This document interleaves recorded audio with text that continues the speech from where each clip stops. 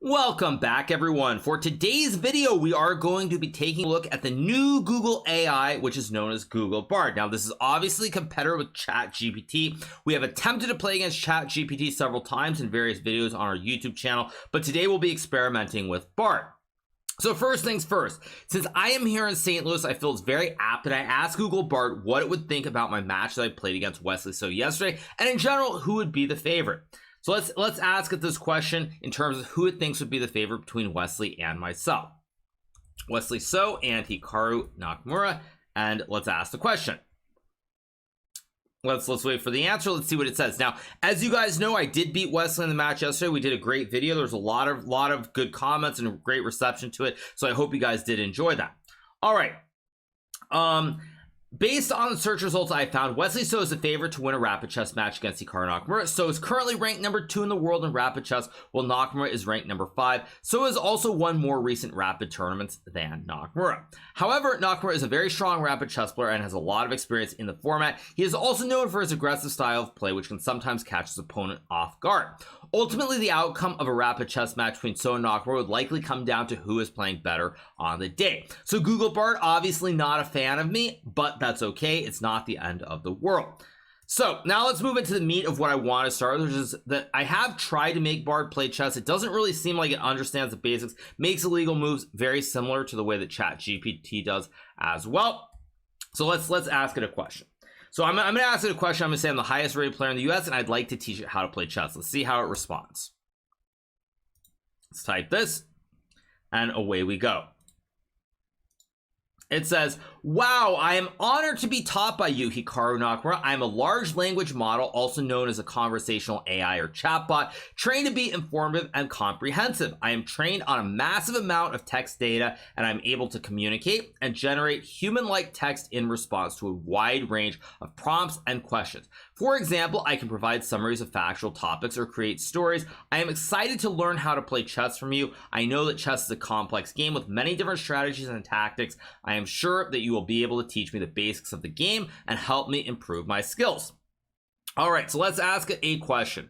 We're going to start with a very basic question that we ask to all beginners who are starting out, whether they're an AI, whether they're a human or not, which is the question of, do they know how the pieces move? So let's ask it, do you know how the pieces move in chess? First big question. Let's see how it responds. Now, it says, yes, I do. Here's a brief summary of how the pieces move in chess. The king can move one square in any direction, which is true. The king can move one square in any direction, as I'm highlighting with the arrows. This is correct. Of course, it also says, the queen can move any number of squares in any direction. This, of course, is also true because, for example, if you get a position, and I'm just setting this up to illustrate the point, the queen can, of course, move any square. So it looks like Bard does understand the very basics. This is a very good start. And the third one is the rook can move any number of squares horizontally or vertically. Also correct. Again, if you move this knight out of the way, just to illustrate the point, move this bishop and just, again, play some moves. This rook, of course, can move any way to the left and also down the board as well. So it looks like Bard does understand the basics. It says the bishop can move any number of squares diagonally, also true, as we do know. And it also says the knight can move 2 squares horizontally and 1 square vertically, or 1 square horizontally and 2 squares vertically. Now, this is correct. I think that for people who are newer to the game, though, it actually, to describe it a little bit better, probably should definitely mention that it is the classic L shape, as we know from all these great esports. And then it says the pawn can move 1 square forward or 2 squares forward on its first move. It can capture an opponent's piece diagonally forward. This is good. However, I'm going to have some fun with this. I'm going to ask Bard, I'm going to say, do you know what N peasant is in chess? Let's have some fun, because it doesn't say that rule. So I gotta ask it if it knows it. Let's see. How is it going to respond? It says, yes, I do. N peasant is a special move in chess that allows a pawn to capture an opponent's pawn that has just moved 2 squares forward on its first move. To perform an N peasant capture, the capturing pawn must be on the same file as the opponent's pawn and must move diagonally 1 diagonally behind the opponent's pawn. Capturing pawn must be on third rank. So actually, as you can see in this position here that we have on the board, there is an en passant possible, which is white plays a move like f4 here, and black can play pawn takes pawn, because when the pawn moves 2 squares from the original square, this pawn here can capture. It's worth noting, if this pawn is anywhere else, so it's not possible. So the only situation where this move can be played is when you push your pawn from your original square 2 square forwards, and there's a forward and there is a pawn right next to it. So another example would be right here, where black plays b5 and you can take the pawn. So it's good that Google Bard does understand this. This is a great start from the AI. All right, let's ask it another question. Let's see. Does it know what the size of the board is? Size of the board in chess is. Let's see how it responds. Waiting for a response. The board in chess is 8x8 with 64 alternatingly colored squares. The ideal size of each square is 2 inches, although the World Chess Federation allows for variance up to a quarter of an inch, or 0.25. Now, this is not something that I knew, actually. I did not know that the ideal size of each square on the board of chess is 2 inches. This is, of course, taking me a little bit by surprise to hear this. I didn't know there were any specifications. I mean, obviously, boards generally tend to be pretty similar, but I never thought of an actual size limit or what they allow up to. So this is actually some useful information for me. All right, so let's ask it, of course, now another question that we ask a lot of beginners, which is, does Google Bard know the basic rules of chess? Let's see how it responds. Let's see, what is it going to say here? It says, yes, I do. Here are some basic rules of chess. The game is played on a board with 64 squares arranged in an 8x8 grid. Each player starts with 16 pieces, 8 pawns, 2 rooks, 2 knights, 2 bishops, a queen, and a king. The objective of the game is to checkmate the opponent's king. Checkmate occurs when the king is in check and cannot escape. Pieces move in different ways. The king can move 1 square in any direction. The queen can move any number of squares in any direction. Rook can move any number of squares horizontally, vertically. Bishop can move any number of squares diagonally. The knight can move 2 squares horizontally and 1 square vertically, or 1 square horizontally and 2 squares vertically. Pawns can move 1 square forward, 2 squares forward on its first move, as we learned earlier. Game is played in turns, with each player making 1 move at a time. The first player to checkmate the opponent's king wins the game. Now, obviously, when I read this, I think to myself, man, this is such an easy game. Like, what's all the rage about? It just seems so easy. Why is everyone so fascinated? I mean, turn-based game, you have like 16 pieces. How hard can it really be, right? I mean, obviously, seems very basic. So, all right, now let's move on. Now, of course, we're going to try to play a game against it, or get as far as we can. We'll see how it goes. I know it's very difficult, but let's see. Do you want to try to play a game of chess with the first few moves to be safe? Question mark. Here we go. Let's see if it would like to try. It says, yes, I would love to try to play a game of chess with you. I will try my best to make safe moves. Okay, so it says it wants to try. Let's see if we can get a game. So I'm going to play d4 on move number 1. So let me go back to start, and we're gonna play this move 1d4. Let's see how it responds. It responds by playing. Oh no, it says in LLM, I'm trained to understand and respond only to a subset of languages at this time. Let me see. I want to play a game of chess with you, and I will start with 1d4. With 1d4. Let's see. Hopefully it can figure it out. We'll see if it can. Sure, I will respond 1 to d5. Now, of course, I am now going to play this move bishop to g5. This, of course, is a classic opening, which is known as the trump house key. But more importantly, it creates a pin. So what I'm going to ask Google Bard here is I'm going to say, I will play 2 bishop g5, which creates a pin on the pawn, pin of the pawn on the e7 square. E7 square. Do you know what a pin is in the game of chess? So let's see how it responds to this.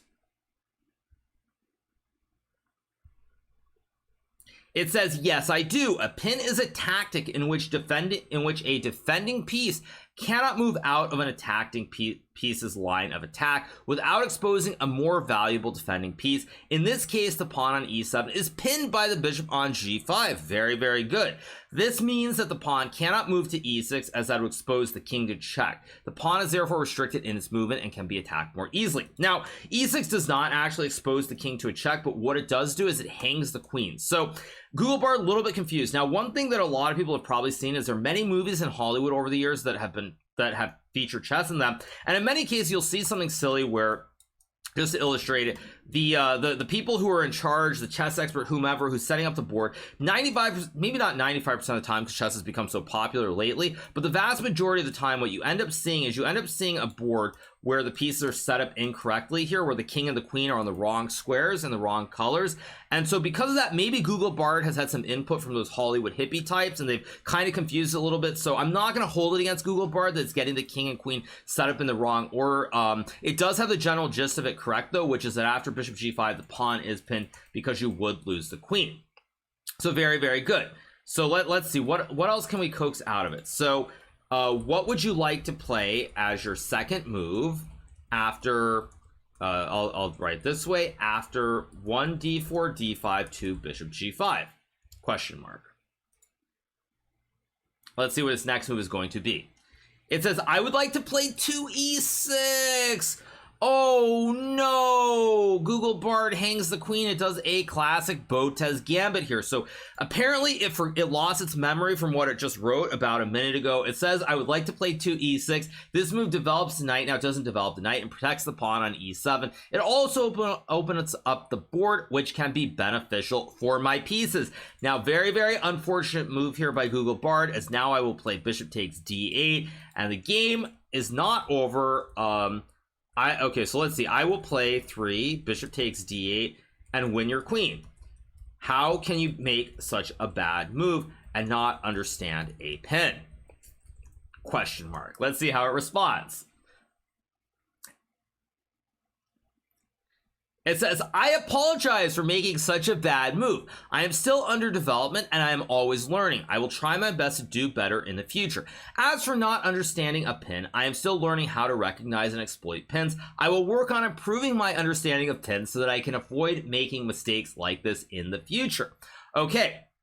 So it does acknowledge that it has made a mistake here. Now let's see if we can get another move out of it. So I will say, what will be your third move after 1 d4 d5 2 bishop g5 e6 3 bishop takes d8 question mark, and let's see how it responds.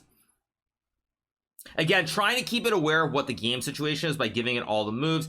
And it says, oh, I will resign the game. There is no way to recover from this position, and I would rather not waste any more time playing a lost game. Now, this is incredible knowledge from Google Bard, because Google Bard is actually showing me, Hikaru Nakamura, a strong chess grandmaster, what we call RESPECT. Many of you guys, of course, probably not familiar with old songs, but respect is what matters, and I do get the win after 3 moves against Google Bard. It decides it'd rather not waste time down a queen playing a GM, and I do applaud Google Bard for choosing to resign and showing me the respect that I do deserve.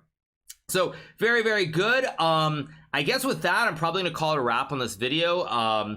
It does seem like Google Bard understands some of the basics. You do really have to coax the moves out of it to get to a certain point, but we did learn some stuff about chess. Again, I learned something. I learned that apparently the squares are supposed to be 2 inches or a quarter of an inch, not information that I was aware of prior to talking to Google Bard today. Of course, we also learned some other stuff about pins, what pins mean, what you're supposed to do, and then how not to hang your queen, but then also how to show some respect to your opponent when they're much stronger than you, which is to simply resign the game. Of course, if you're playing against players like XQC, it could be a little bit different where you do have a chance of stalemate, so you should play on. But against a player like myself, Google Bard, it does understand the situation, and it resigns very respectfully. So we do get a nice win in 3 moves against Google Bard. I cannot complain about that. So we're going to call it there, you guys.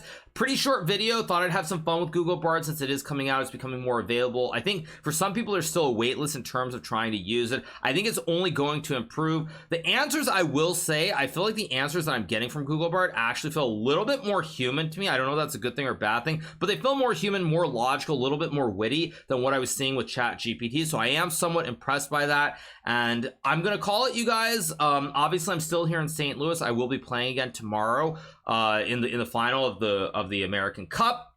But that's going to be it for now. If you haven't already, make sure to hit that subscribe button below, and we'll be back very soon with some great content for more YouTube videos. See you guys. Have a good one. Bye.